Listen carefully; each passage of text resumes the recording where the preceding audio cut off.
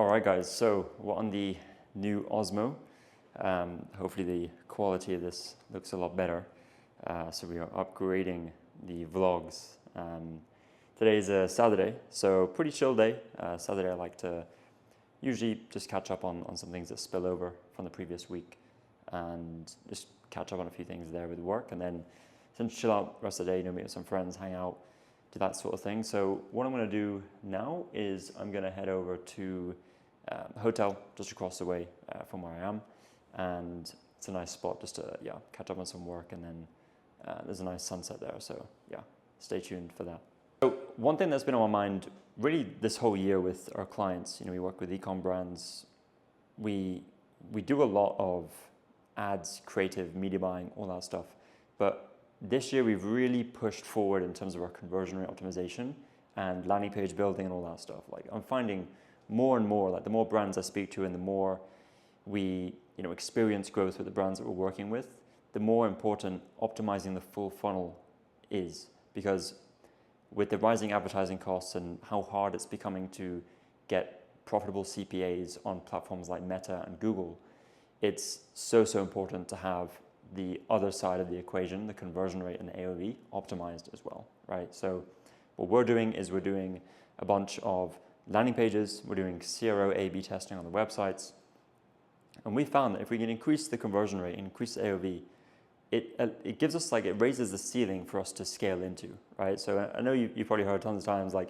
if you increase your CVR, your CPA lowers, like, it is true, right? And I find that it is like a balancing act, right? Especially if you're playing with AOV as well, and your prices are higher, CVR may be lower, ad performance may not, the metrics on the ads, the conversion rate on the ads may be lower, but it's all a balancing act, right? Ultimately, does it lead to lower CPAs? Does it lead to better ROAS?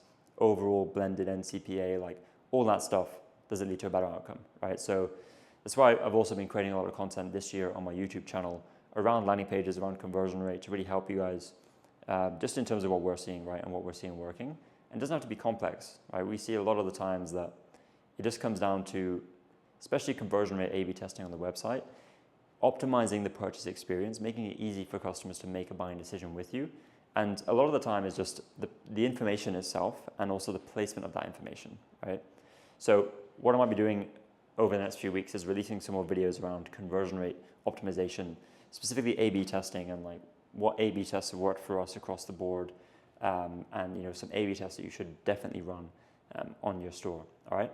So look out for those videos, and hopefully those can help you increase your conversion rate.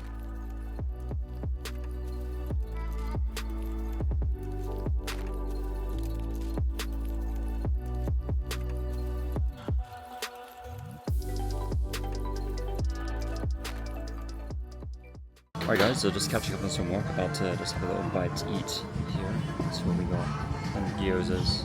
And actually we have one spot open for our new clients this Black Friday, Cyber Monday. So if you are running an e-commerce brand, you're looking for a partner to help you scale, help you have one of your best Black Fridays yet, then just check out the link below. It'll take you to our website. You can book a call, we can have a conversation. See if there's a fit for us to work together. Another thing that we've been emphasizing with our brands that we work with for this year really is, like, have some sort of continuity, have some sort of a way to get customers to come back and purchase from you again, whether it's expanding your product range, whether it's introducing subscription products, different type of digital products, something that creates an ecosystem around your brand. And that's what's really going to build enterprise value, is having that sticky customer, right? The way they come into your ecosystem, you acquire that customer, and then you are now giving them the option to spend, hundreds of dollars with you, thousands of dollars with you. And it's something that we've been trying to focus on with our clients this year, and we will continue to do that into next year as well. So, a lot of times brands ask me, like, how do we actually build,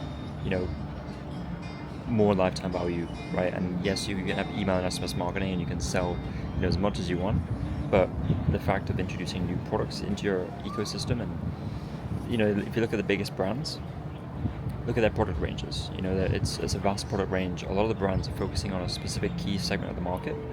For example, you could take over the parenting and the baby space, right? You could start with high shares, but then you can expand into accessories, bibs, diapers, and just keep growing, right?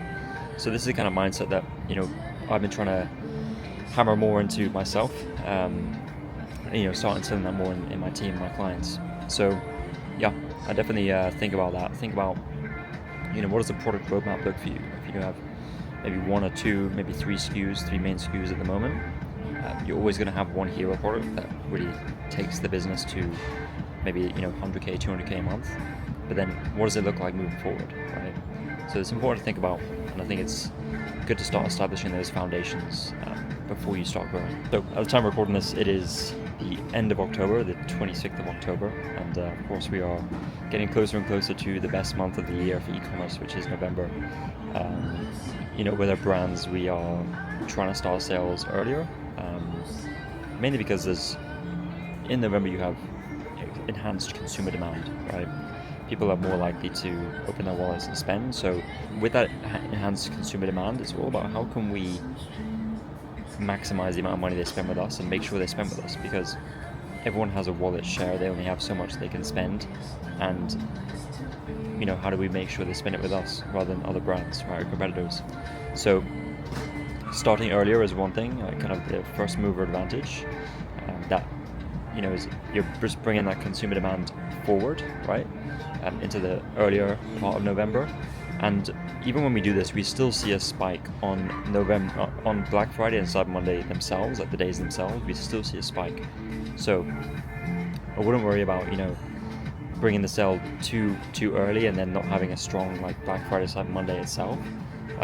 We still see that, right? We still see those days be really strong because people are holding out for those days to maybe see if the deal gets better. Maybe they've specifically planned their shopping around that weekend, right? So all we're just trying to do is get a little bit more of that consumer demand and acquire that, right? Take that earlier on in the month. Okay, so at this time recording, we're starting. A lot of the brands that we're working with, we're going to start in the first 1 or 2 weeks in November. We have one brand who's already started. And yeah, we're already starting to see really strong performance with that brand that's already started. So I think, first mover advantage is definitely a thing. And yeah, I think also when you're looking at ads and looking at, how do we get our ads into a place where they are very optimized and, quote unquote, past the learning stage and are spending more, the way to do that is starting earlier, right? Because if we're starting ads now and those ads are still working, by the time we get to the Black Friday, Cyber Monday weekend, we've got a lot of learnings and a big advantage over people who would just be launching ads on the day before, right? And who knows, maybe even our CPMs are a little bit lower because we started earlier. So that's one thing to think about. Another thing to think about is election season in the US, especially if you're a brand in the US and you're targeting US audience. Elections being on November 5th, I believe it is. You want to keep that in mind as well. You might see CPM start to skyrocket, but after that, right, it's a good opportunity to start spending, right, between the election and when really that last week of November. That's a sweet spot in that month where you could really start to carve out some good performance. Okay, so something to think about. And yeah, I think I've recorded a video on my YouTube channel that goes over what we did last year for Black Friday and how we, I think, for one of our brands, generated over 40k on Black Friday itself. So yeah, I definitely check that out, and hope you guys enjoy the rest of the video.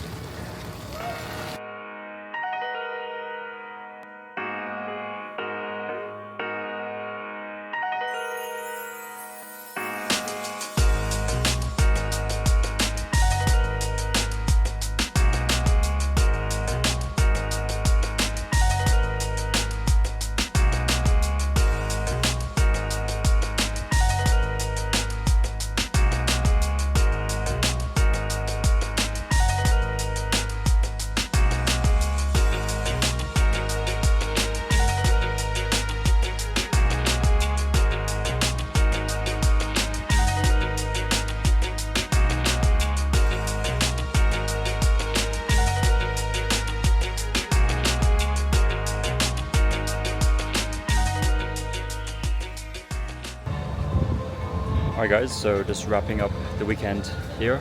It's you know, as business owners, entrepreneurs, I think we need to treat ourselves as almost like athletes do, right?